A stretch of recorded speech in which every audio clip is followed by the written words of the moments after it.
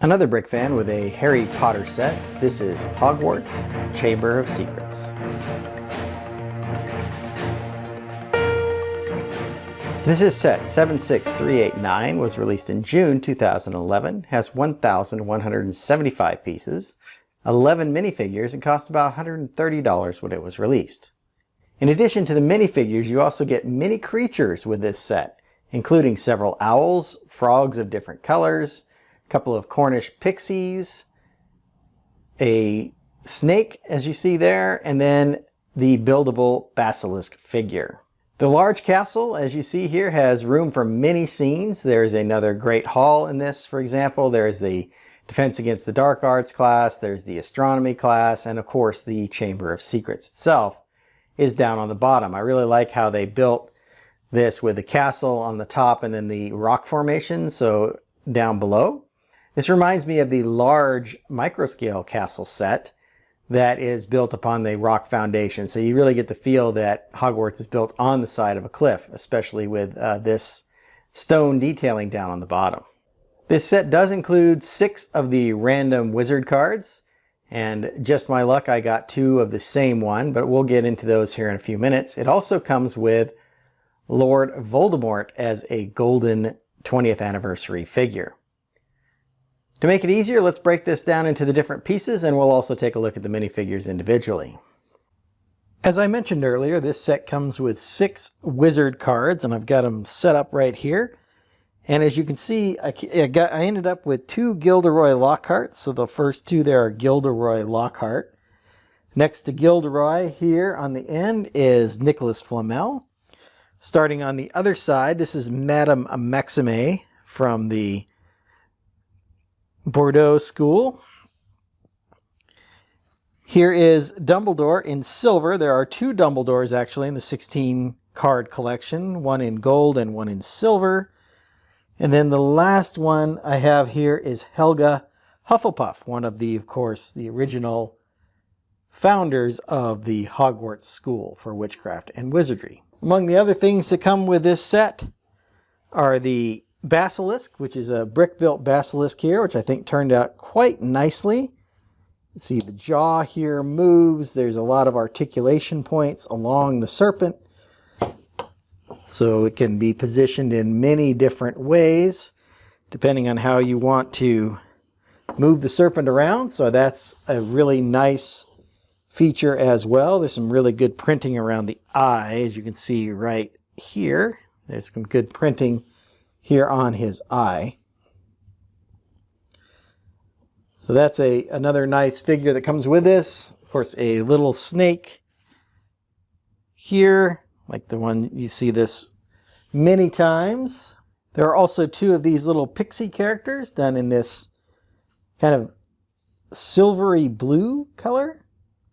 So it's one of these trans colors that has another color mixed in with it. I saw a lot of that in the hidden side. And then, of course, there's a good printed face on that character as well.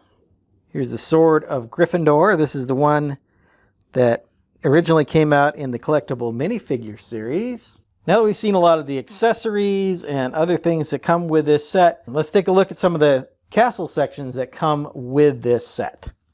Let's go ahead and start off with the door to the Chamber of Secrets. And you can also see this owl piece here, which turned out quite nicely. Good to see an owl in another color.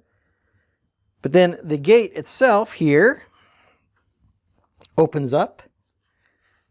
See how that gate opens and then allows people into the Chamber of Secrets. Closes up pretty nicely. There's some green accents here, a couple of unicorn horns down here. Of course, there's a chocolate frog back here. Another spot where you could put, you know, an owl or something, or another frog perhaps. So lots of options there into how that is all set up. And because of its modular nature, it can be connected to different places in the inside of this castle. The bottom floor, or the Chamber of Secrets itself, comes in a couple of different sections. As you can see right here, there is a slide that comes down. There's some bones here all over the bottom of this section.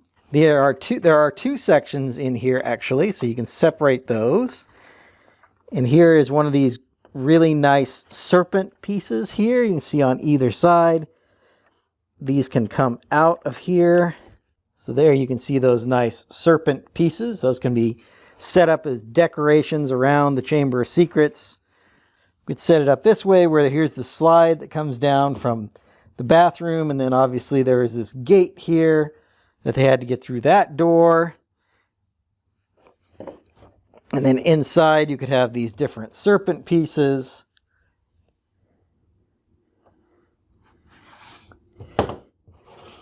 And then also inside we have this nice kind of decorative area here of the serpent.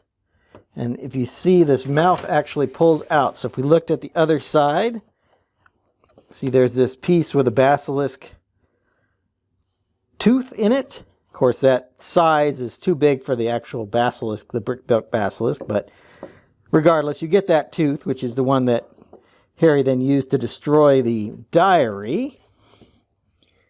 But if you pull that out of position there, you can see that we have an entrance here where the basilisk can actually be placed in that, and it looks like,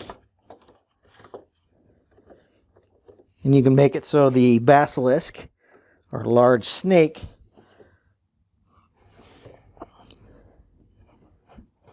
can come out of that entrance that you see there. So a lot of really good playability with this set for sure. Looking at the second level, once again, this is in multiple pieces. So we have the Great Hall kind of here, and then another piece here. The roof pieces, of course, come off. So we could stack this even higher if we wanted to. So you can see the different roof pieces. And the same with all these roof pieces from the Great Hall. This all comes off in sections.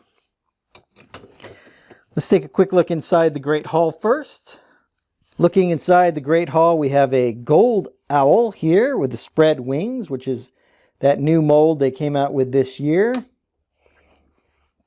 There, of course, is a couple of benches here, table, fireplace in the back, several floating candles around. Some other little knickknacks up here in the attic, of course, and then there's this Hogwarts banner here, and behind that is the sorting hat, which can be used obviously as a play feature as well. These benches are big enough so that the characters can stand on those benches. There's also a little play feature here where you can launch a character up into the air off of one of the tables. Up front, there's a couple spots here for the professors to sit at. And then there's, over here in the corners, a little chessboard. There's a glowing head here, or glow piece here, and a couple of other decorative gems and stuff up here in the corner.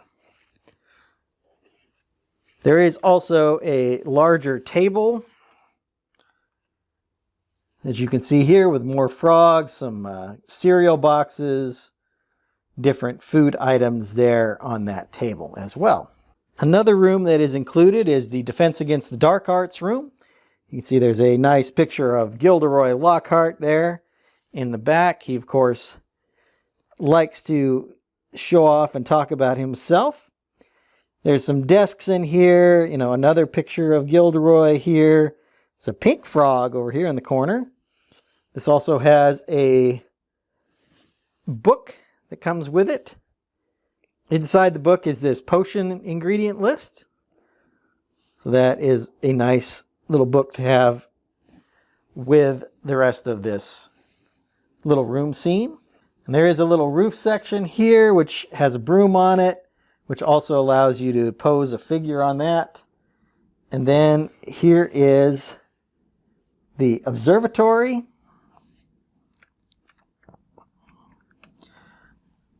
So the observatory has Gilderoy Lockhart's room. So if we look inside there, Looking inside the room, you can see several pictures of Gilderoy Lockhart. Looks like a wig, perhaps, here. His desk there, and then on the desk is another copy of one of his books there.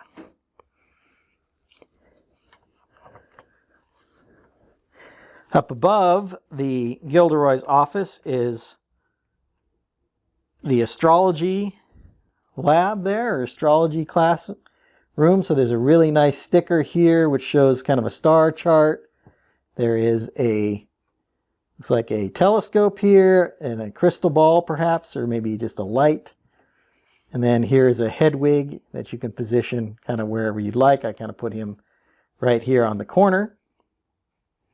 Some good accents here in pearl gold, and then I like how they angled this window out in the front part of the astronomy tower. Let's go ahead and take a quick look at the minifigures. As I mentioned in the intro, this set contains 11 minifigures, and they include Harry Potter, Ginny Weasley, Tom Riddle, Colin Creevey, Justin Finch-Fletchley, Luna Lovegood, Gilderoy Lockhart, Albus Dumbledore, Professor Sinestra, Nearly Headless Nick, and a Golden Voldemort. So starting off, we have Harry Potter and Ginny Weasley. And this is a pretty common Harry. This is him in his robes. He's got the robes open so you can see his tie and the gray Gryffindor sweater underneath there. Of course, the black hairpiece with the gap in it so you can see his scar, his lightning scar there up above his right eye. Here's Ginny with the long red hair. She has her robes closed. You can see just a little bit of the Gryffindor sweater underneath. Both having the short legs because this is from the second movie, or year 2 at Hogwarts, and in this case, Jenny's first year. Moving around the figures, they're just plain on the sides, and then on the back, they are pretty much both the same with that Gryffindor. The alternate expressions for both of these are, well, Harry looks frightened to me, and Ginny looks just sad. And of course, I mentioned the back prints are exactly the same on both of these figures.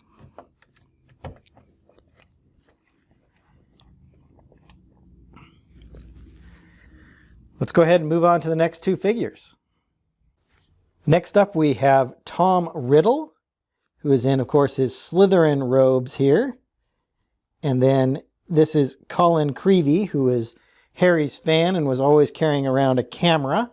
So you see his camera accessory here. And then Tom Riddle is holding his diary. The diary here in the front has a bunch of holes in it, so that it looks like this is the diary after Harry had stabbed it multiple times with the basilisk tooth. And then, as you might expect, the inside is completely blank because it just communicated and wrote words as opposed to having words to be read inside the diary. Tom Riddle looks good here, and again, he was probably a year 6 or 7 student perhaps when he did this diary, so he is a full-size minifigure with irregular legs. Colin, of course, being his first year at Hogwarts, has the short legs. I like the hair piece that they picked for Tom Riddle, and then Colin has this kind of swept back look in the tan color. He's got the pretty closely matching eyebrows, which I think is a good touch. Moving around to the back, you see that Tom has the Slytherin robe here in the back. Now, I believe other Slytherin characters had green in here, so this is probably a throwback either to the fact that he was kind of an apparition, so he's in black and white, or maybe Slytherin robes changed over the years. As you can see, there's the red here with Colin. Both of these figures have alternate expressions. You can see Colin looking sad and Voldemort or Tom Riddle looking angry in this case. Let's go ahead and move on to our next two figures. Next up, we have Justin Finch-Fletchley. He was in Hufflepuff, as you can tell by the yellow symbol on his robes and the yellow trim there. And then we have Luna Lovegood, who is in the blue from Ravenclaw. Justin has the very nicely combed hairpiece here. And then Luna has the long blonde hair, which we've seen pretty typically for her. Both have the robes closed, but you can see a little bit of the sweaters down underneath. Once again, gray sweaters with the colored accents, so yellow for Hufflepuff and blue for Ravenclaw. Moving around these figures, you see the backs here have that different color, the color of the house there. Here's Luna with her sad alternate expression and Justin with his sad expression.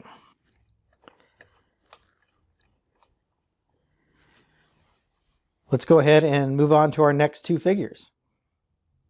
Here we have Gilderoy Lockhart and Albus Dumbledore. Gilderoy is in this nice kind of peachy colored suit, it looks like, with that brown waistcoat or vest underneath and a very smart tie. I like his hair piece here, is very good. This is a figure we don't get a lot of, Gilderoy Lockhart, and this is a pretty familiar looking Dumbledore. Of course, he has the long robes, so he has the robe piece instead of the legs. Down below, some very detailed printing here for the different symbols that are on his robes. Of course, the long beard, white hair, and if you look very closely, there's printing on there of his half-moon spectacle glasses. Moving around the figures, you can see that robe piece here for Dumbledore, which has the rounded edges. Instead of just using the sloped piece, they used to use a 2x2x2 slope in this case, but then they did do this special piece just for robes or dresses. And then here is Gilderoy. Looks like he's sweating a little bit. There's some drop of sweat there, but he has got a big smile on his face. And then as you can see, the hair covers up this hood piece that goes with Dumbledore's robes, and then you can see a more smiling expression, although this would all be covered up by his beard if it was turned around. So nice to get alternate expressions for Albus Dumbledore, but you don't really get to see them based on all of the facial hair that he has.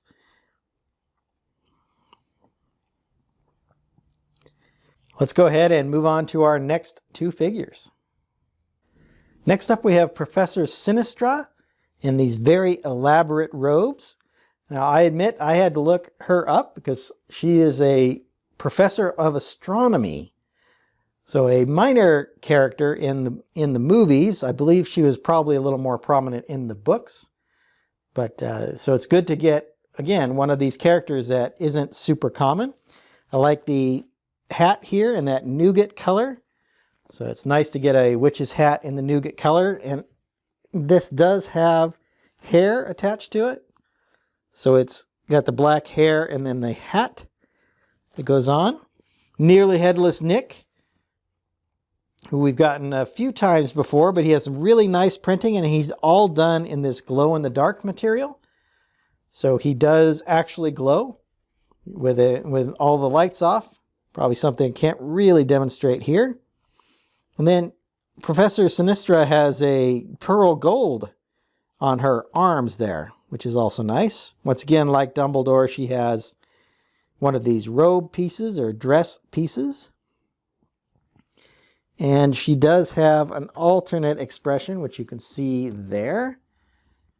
And Nearly Headless Nick also has that startled expression and that nice receding hairline piece, which I think is a very good hairpiece as well.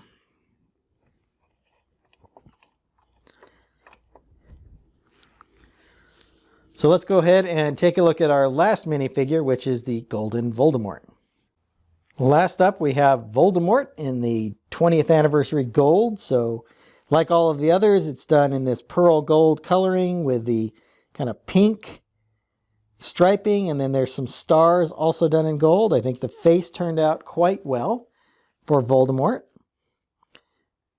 Moving around to the side, you see that he does have this robe piece, like a couple of the others, and then this very large 20th anniversary logo. Some people find that it takes over the entire figure, but this was done with the 20th anniversary of Star Wars, so I'm not surprised to see it here with Harry Potter, and it really doesn't bother me that much. This is, of course, our a special figure celebrating the 20th anniversary, so they might as well be distinctive in that sense. Those are the 11 minifigures that come with this set. Let's go back and I will give you my final thoughts on this set. Overall, this is a really nice set. Here you can see kind of the back arranged a little bit here, where you can see I've got the Great Hall right here, right above the Chamber of Secrets. I've put the entrance kind of at an angle here. Our basilisk is down here. Here's that slide over here. Right now I have the Defense Against the Dark Arts classroom above the entrance here to the Chamber of Secrets, and then Gilderoy's office right above that. But of course you could combine this with another set. So we actually got the bathroom where the entrance to the Chamber of Secrets is. So it actually moves the sink out of the way, and then there's a hatch there that would go down to that ramp. So they did think ahead and made sure the sets from this year all worked together. So I like the kind of the new modular nature of this, although it kind of goes away from the modular nature of all the other sets from the last 3 years. So it's kind of a new modular system. And of course, we got the Great Hall as a separate set earlier as well. Here we have all the pieces put back together. I've kind of put the castle together with the underground and then this first floor up above that. The different roof. Of course, most of this is really modular, which I really liked about it. The 6 wizard tiles were nice. It's just unfortunate that I got 2 of the same tile, but that's the nature of this random wizard tiles. And then the great selection of minifigures here, including the Golden Voldemort, was nice to get. So overall, I think this is a really good set. This was, of course, in the summer 2020 wave of Harry Potter. And I hope you've enjoyed my thoughts on this set, and I'm going to get going on another video. Until then, happy building. If you enjoyed this video, hit that like button and be sure to subscribe to see more of my content. I've left a link to my other Harry Potter videos